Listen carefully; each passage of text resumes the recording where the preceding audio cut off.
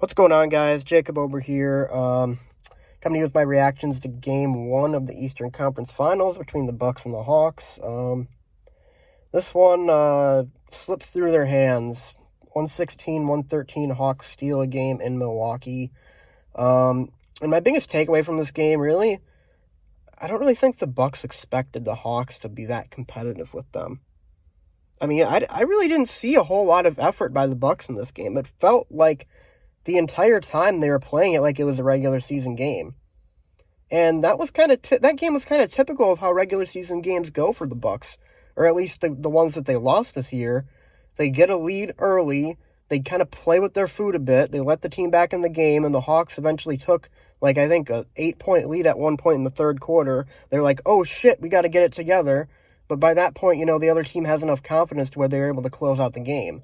But the Bucks didn't really turn it on until maybe towards the end of the fourth quarter. I feel like they thought they had it in the bag for the majority of the game until they got down 8, and then again when, they were trailing in the fourth quarter. I feel like they were just kind of like, well, this is at home, it's against a 5 seed, we're just kind of going to keep doing the same thing we did against the Nets, which is play, drop coverage or whatever, which at times worked against the Nets, but, it doesn't work against a guy like Trae Young who can just literally throw up floaters and make literally all of them. I mean, swear to God, I don't think he missed a single floater all night. I mean, Bud has to adjust that, man. And, I'm actually not blaming this loss on Bud. I just really think that was a frustrating aspect of his defensive game plan. But really, to me, I think it was just the effort of the players this game. I mean, they looked like they didn't care until, the fourth quarter. And what in the fuck was Chris Middleton doing out there? 6 for 23? 0 for 9 from 3? And why was the last play to get a 3 from Middleton, by the way? Why wasn't it to get a 3 for Drew, who had, knocked down his previous 2 threes in the game? I don't know. That's another blunder by Bud. But like I said, I don't really blame this game on him. He wasn't good, but I don't think he was the reason the Bucks lost this game. I think it was the effort. And, like I said, I don't think they started caring until, they saw that they were down late in the fourth quarter. And even then, there was a possession with, a minute 30, a minute 20 left where the Hawks got, 2 or 3 offensive rebounds. They missed, 2 or 3 threes before those offensive rebounds. They finally got it to John Collins in the corner and hits a 3. And that pretty much changed the entire game from that point on. I mean, we had a 4-point lead. You get that rebound. You've got a minute 20 left. You've got the ball. You've got a chance to run something, get a 6-point lead, make it 2 possessions. And instead, they gave up rebound after rebound. And then, I believe the game, what was it? Was it tied? It might have been tied. Yeah, it was tied, right? And Capella, they let Capella get a rebound with 3 Bucks jerseys around there. It was Giannis and Lopez, I think, both down there. And they Capella just kind of reached up over him. They got to go for that ball. I understand you might get a over-the-back call or something like that, but you have to go for that rebound because he got it, and it was an easy putback into the basket that gave them the lead. And then the final possession, I don't know what the Bucks were thinking with that. I mean, I don't know if it was a play drawn up by Bud. If it was, then, that's another blunder by him. Like I said, still don't think it cost us the game, or at least his coaching cost us the game. But, if that was a play for Pat Connaughton, what the fuck are you doing? I mean, he didn't hit a 3 all night.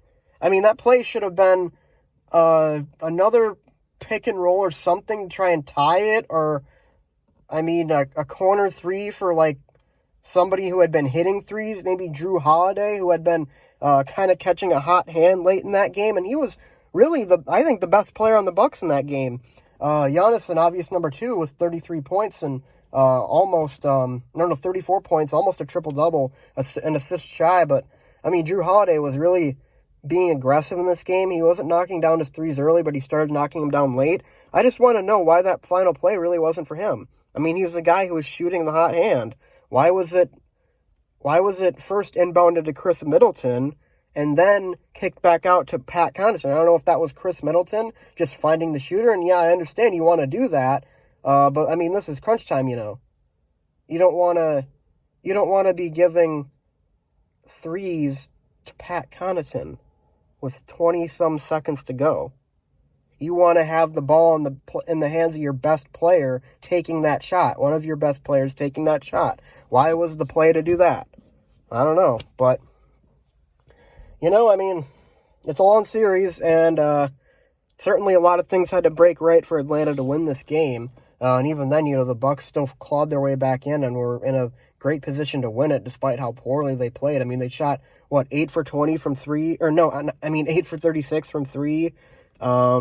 Chris Middleton had his second worst game of the postseason after that blowout loss to the Nets in Game 2. And, it kind of sucks that we wasted a great Jrue Holiday game, too. I mean, if you literally just Chris Middleton makes 1 or 2 more shots, we probably win the game. If you make 1 or 2 more threes, you win the game. And Trae Young was not really defended well until late in the game, when the Bucks actually started switching and being aggressive on him and getting up in him. And, of course, he's going to do his theatrics with the flopping and whatever. I mean, I think Giannis was called for a foul, a shooting foul after, touching Trae Young's face on a 3-point shot. But, I mean, the ball was literally, at the rim by the time his hand actually touched his face, so I don't know why that was a shooting foul. It should have been a common foul, and they should have been inbounding the ball from the side, so that essentially gave them 2 free points because he missed the first one. But, I mean, just so many things that could have broke the Bucks' way that didn't in this game, that broke favorably for Atlanta, and the fact that the Bucks really didn't seem to put in much effort in that game. I mean, I feel like they really thought that they had this one in the bag, Game 1 at home. And really, I want to talk about the crowd at Pfizer. That was kind of shit. That was really shitty. I mean, I wasn't at the game, but from what I heard on the TV, from what I heard from other people who were at the game, that crowd was shit. Why is the crowd shit in Game 1 of the Eastern Conference Finals? That crowd should be up on its feet, yelling, chanting, screaming from the first opening tip to the final buzzer sounding. That's what it should be like in the postseason. You got max capacity back, with the exception of a few sections towards the court. Why are people not on their feet? Why are people late arriving to the game? I mean, I feel like that kind of affected the Bucks' performance too. I mean, when the crowd is loud and it fuels the Bucks' effort, it fuels their energy. Why is the crowd this bad? Why is it so quiet? I mean, it didn't feel like much of a home court advantage to me, anyways, watching on the TV. I mean, I don't know if it was TNT. The audio just kind of being garbage, not really picking up the in-stadium stuff. But, it just sounded really quiet. I mean, come on, man. We have a chance to go to the NBA Finals, and they're out here, playing, or not playing, trying to cheer their team on, and just nobody's getting excited for it. What the fuck is that, man? But, I mean, they got to regroup. The Bucks have to regroup. They have to focus on what went wrong, what went right. And I really, really hope that Bud tosses the drop scheme in the garbage and lights the can on fire, because that's not going to work against Trae Young. By the way, I was a Trae Young fan before this game. I'm not a Trae Young fan anymore because he cooked my team. And, also he kind of flopped and baited the officials a bit, like he typically does. I think the Bucks really should have attacked him a bit more defensively, because he is one of the worst defenders in the NBA. So, but anyways, they have to come out better in Game 2. They really have to come out with an extreme intensity, and the crowd has got to be in it, man. They have to get into it. They have to fuel this team and their energy and their effort to, power their way back into this series and get Game 2, because they can't fall down 0-2 going into Atlanta. So, in the meantime, guys, so thanks for watching. That's all I got to say in this video. Hopefully the Bucks can pull out a Game 2 victory. I will be reacting to that game as well, so stay tuned for that. But I'll see you guys next time. Through the deer.